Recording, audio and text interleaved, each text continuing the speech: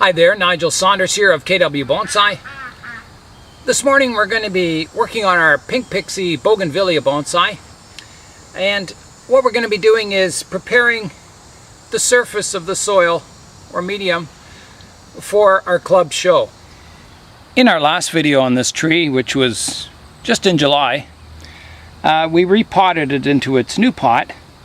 And the tree's nice and firm in there now, so the roots have grown really well. We piled the soil on a little high, as I usually do when I'm repotting, just to make sure all our surface roots were going into the soil and stayed moist. So now it's time to rake away the excess surface soil, and we'll be planting moss on top of it. We'll begin by just gently raking the soil away from the surface.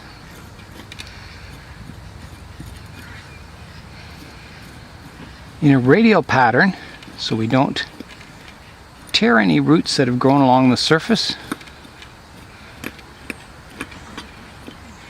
If we do expose any roots, we'll have to tuck them back in underneath our moss layer so they can continue to grow. So we're not taking too much off. We want our soil level to be below the lip of the pot. So when we place the moss on top, it also comes just slightly below the lip of the pot. Or even with it, it looks okay too. But you don't really want it bulging up above the lip of the pot if you can avoid it. Unless you have your tree on like a hill or something. Next, we'll just get a toothbrush and gently brush away any soil from our surface roots. Like that. Next, we want to clean the trunk and the root base. Get any algae or moss off of it so you can see your roots nicely, and this bark texture continues to grow around our root base. For cleaning the trunk, we'll just wet the toothbrush with water and just give it a good scrub. And that'll help remove any discoloration, any algae growing. And when it dries, it'll look a lot brighter. Match the trunk color much more. We have some discoloration on this side of the trunk that we're going to scrub away. Well, it's looking better. Just like brushing your teeth. Hopefully your teeth aren't green like this. So that's looking better in there. It's about as clean as I can get it. Once the sun dries it, it'll look a little brighter in color. So I've got the surface of the soil ready to put our moss on. I'm just going to give the tree and roots a spray before we go to find some moss.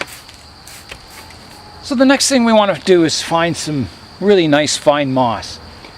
If you have coarse moss with a small tree like this, it's going to make the tree look smaller because the moss won't look like miniature grass. So we want to find some really nice fine green moss. So I'm thinking there's some cracks in the sidewalk out front of the house. We can go look there, so let's go have a look now. Here's some moss growing in the crack of the sidewalk out front of the house. So I just scrape a thin layer of the moss off with my spatula. There we go. That's a nice fine moss to plant. I find once you plant this moss, it gets really greens up with a bit of fertilizer and water, regular watering. So we want to get enough to cover the surface of our pot. Maybe just a little bit more. There, I think that'll do it. Here's our green moss. So behind the moss you'll see there's kind of a layer of mud or sand or soil. We want to wash that off so the moss makes good contact in the pot. Not all of it off, but you want to wash most of it off. So let's go do that now. Here we go with our soil washing. It also washes, if you have any weeds growing in the moss, you'll see the roots on the other side. So we'll just moisten it and gently rub the back of it. I've got all our moss washed out. I've picked off any debris that was on top of it, so it's, you know, pretty clean for planting now.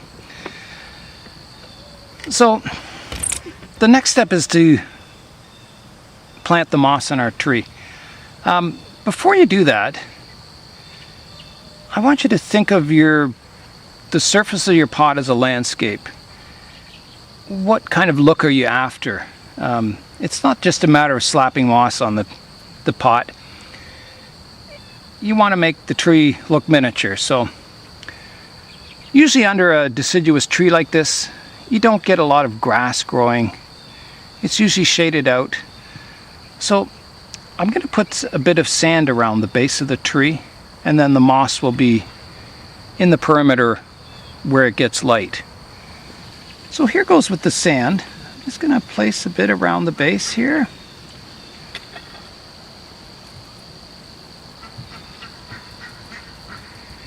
The sand I use is washed playground sand. It's used for kids' sandboxes. It's just a nice sand that's, you know, washed to be free of any contaminants or weeds or anything like that. Okay, so that's built up with sand, and I've put on more than I actually want because we're going to spray it and settle it in with the roots. So here we go with the sprayer now. Let's make sure it's on a fine mist. There we go. We're just wetting it to get it to run off around the roots. So it goes in between all the roots and looks like, you know, sand you would find underneath a tree or soil. So that looks good. Let's start planting our moss now. So I'm going to start in the corner here.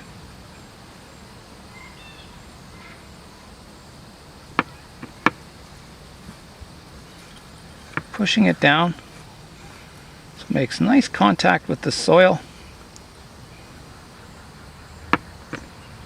Another little piece we can put in the corner here. We just want to fit it together like a jigsaw puzzle. I may want to take a bit off of this corner here. Like that. We'll put that over here.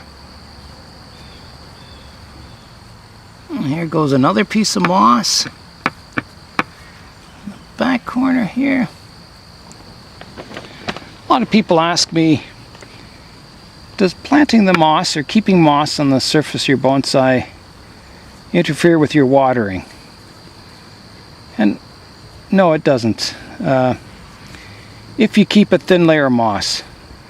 If you let the moss get really thick and bushy, like, you know, this high, yeah, it'll retain a lot of moisture and make watering difficult.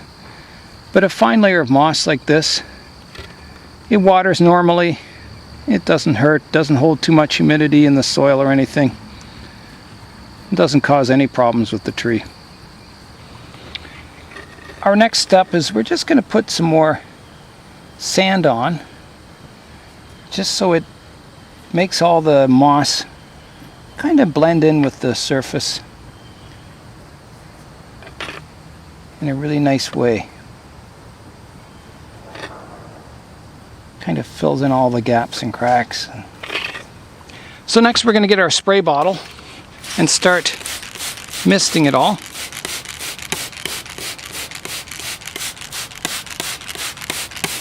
Most of the sand will run off.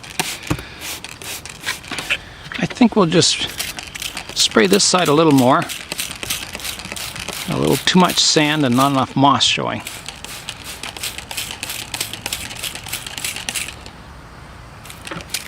Now that looks good, I think. So our cleanup involves just picking out pieces of vermiculite that's showing at the surface, cleaning up the edge of our pot. This pot will get a light coat of mineral oil before it goes into the show, and it just gives it a bit of shine. So this moss, it looks pretty sandy right now, but in the next few days it's probably going to green up really well, and it'll start growing everywhere on the surface of this sand. Hopefully it'll stay away from directly underneath the base of the tree for a while.